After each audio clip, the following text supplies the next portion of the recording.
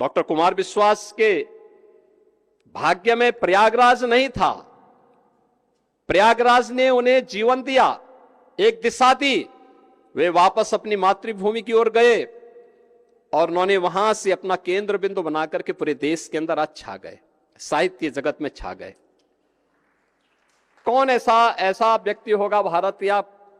हिंदी प्रेमी, कौन ऐसा दुनिया का नहीं होगा जो डॉक्टर कुमार विश्वास को न सुनना चाहता होगा। उनकी कलम की धार ने, उनकी लेखनी ने उन्हें पहचान दिलाई। जब प्रयागराज के इस पावन धरा पर इलाहाबाद विश्वविद्यालय के इस 136वें दीक्षांत समारोह के अवसर पर मुझे आप सबके बीच में आने का अवसर प्राप्त हुआ और अपने इन युवा साथियों को उनकी उपाधि प्रदान करने के अवसर के साथ ही हिंदी के प्रति सम्मान व्यक्त करते हुए श्री कुमार विश्वास को विशेष मानद उपाधि से भी सम्मानित करने का अवसर प्राप्त हुआ है। मैं इस अवसर पर उपाधि प्राप्त करने वाले सभी ऊर्जावान युवा साथियों को और श्री डॉक्टर कुमार विश्वास जी को हृदय से बधाई देता हूं, इन सब का हृदय से अभिनंदन करता हूं।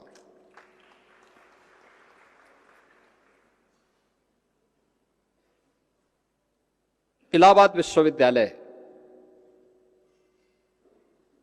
अपनी एक प्रतिष्ठा के लिए जाना जाता है और एक लंबे समय तक जीवन का ऐसा कौन सा क्षेत्र था जिस क्षेत्र में इलाहाबाद विश्वविद्यालय ने इस देश को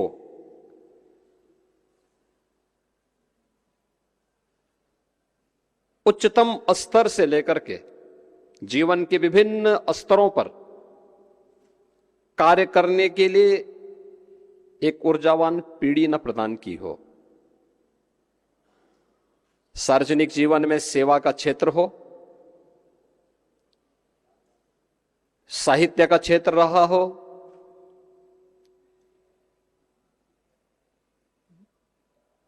उत्कृष्टतम वैज्ञानिक देने का हो,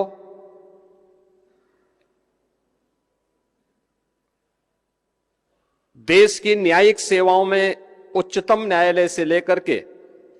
जनपद न्यायालय के न्यायिक अधिकारियों की एक लंबी श्रृंखला देने का कार्य रहा हो, कोई भी ऐसा क्षेत्र नहीं था जिसमें एक समय, चाहे वह प्रशासन का हो, जिसमें एक ज्वाइंट मजिस्ट्रेट से लेकर के कैबिनेट सेक्रेटरी तक प्रतिनिधित्व इलाहाबाद विश्वविद्यालय करता हुआ दिखाई देता था। लेकिन समय की गति होती है और जैसे कि यहां के कुलपति जी ने अपने प्रारंभिक उद्बोधन में इस बात का उल्लेख किया,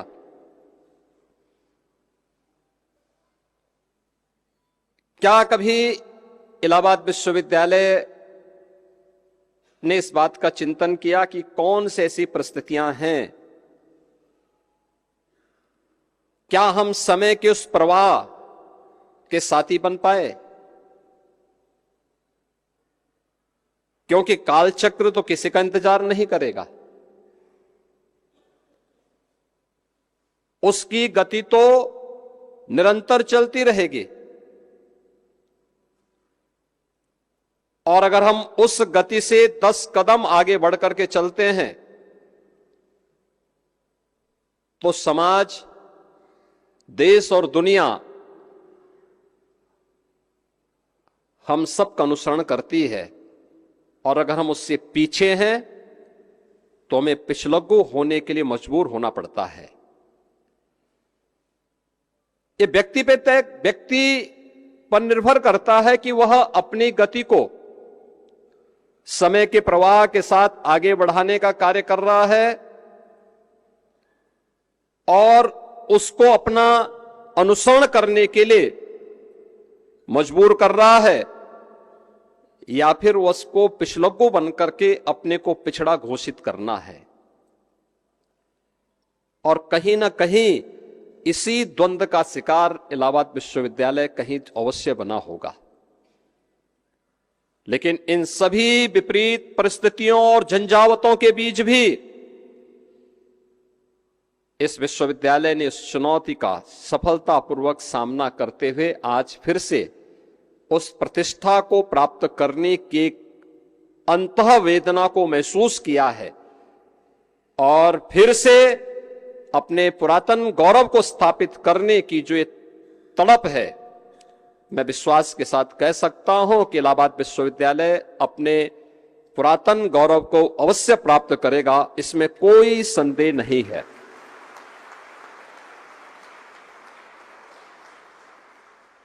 मैं यहां पे कुछ बातें देख रहा था जब यहां पे विश्वविद्यालय के माननीय कुलाधिपति दीक्षांत उपदेश दे रहे थे।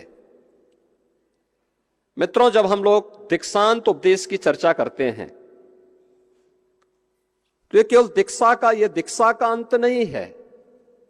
एक नूतन शुरुआत होती है। और ये नूतन शुरुआत एक नए जीवन में प्रवेश करने की, और ये पहली बार नहीं है। हमारा देश तो भारत है, इसका मतलब ही है ज्ञान में रत रहने वाला देश। ये प्रयागराज है, दुनिया की सबसे प्राचीन गुरुकुल इसी प्रयागराज में महर्षि भारद्वाज के द्वारा स्थापित की गई थी। उच्च शिक्षा का केंद्र कैसे होना चाहिए, प्राचीन भारत ने दुनिया को दिखाया था। याद करिए, आज से 3500 वर्ष से पहले और 5000 वर्ष के बीच का वह कालखंड, जब दुनिया के सर्वश्रेष्ठ दार्शनिक ग्रंथ के रूप में भारत की ऋषि परंपरा ने उपनिषदों की रचना की होगी, और उसी उपनिषद की कुछ पंक्तियां हमारे गुरुकुल में दीक्षांत उपदेश के रूप में अंगीकार की गई, जिसे हम तैत्तिरीय उपनिषद के रूप में बोलते हैं कि सत्यम वद धर्मम चर स्वाध्यायान्मान प्रमद सत्यान प्रमादितव्यम धर्मान प्रमितव्यम कुशलान प्रमितव्यम भूतेन प्रमितव्यम।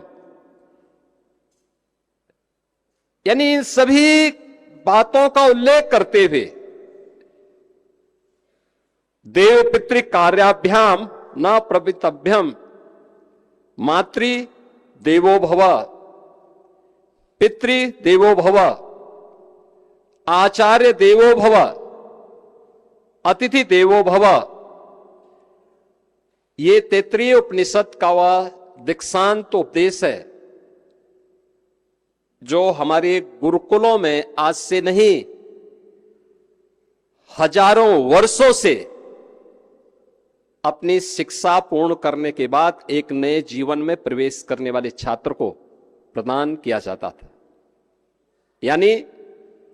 कि सत्य बोलना, धर्म का आचरण करना, स्वाध्याय में प्रमाद न करना,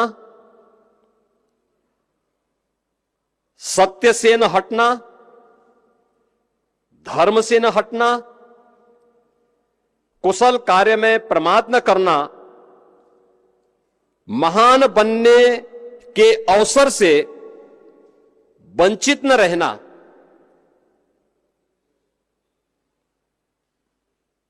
माता पिता के प्रति सम्मान का भाव रखना, देव और पितरों के कार्यों से अपने आप को प्रमाद न करना, अन्य दोष रहित कर्मों से अपने आप को जोड़ना, यानी किस पवित्र भाव के साथ जब और क्यों इस प्रकार की स्थिति पैदा हुई। मैं सोचता हूं जब भी मुझे किसी संस्थान में जाने का अवसर प्राप्त होता है, दीक्षांत उपदेश को मैं बोलता हूं कि दीक्षांत उपदेश में सत्य की बात भी है, धर्म की बात भी है। तो मुझे 5000 वर्ष पहले भगवान वेदव्यास की भी ये बात याद आने लगती है। याद करिए, भारत को चारों वेदों को एक संहिता के रूप में आने वाली पीढ़ी को श्रवण परंपरा से हटा करके, गुरु शिष्य की उस परंपरा से हटा करके सबके लिए सुलभ बनाने वाले भगवान वेदव्यास हैं। दुनिया का सबसे बड़ा प्रबंध काव्य महाभारत, 1 लाख श्लोकों का जो प्रबंध काव्य बना महाभारत, उस महाभारत की इस पूरी टीम को नेतृत्व प्रदान करने वाले भगवान वेदव्यास हैं। ज्ञान, भक्ति और वैराग्य का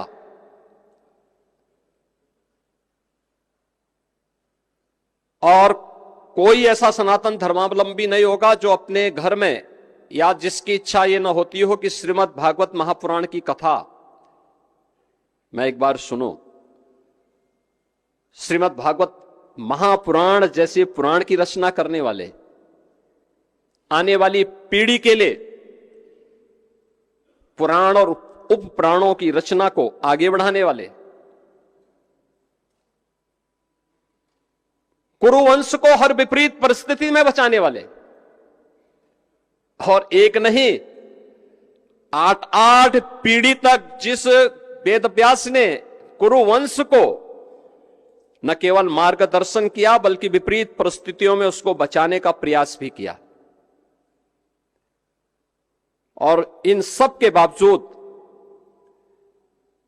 उनका जीवन कितनी वेदना और पीड़ादायक था।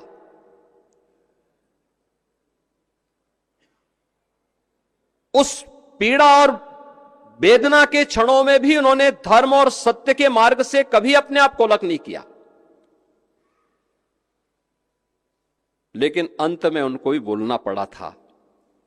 कि ऊर्ध्वबाहुर विरोमस्य न च कश्चित् शृणोति माम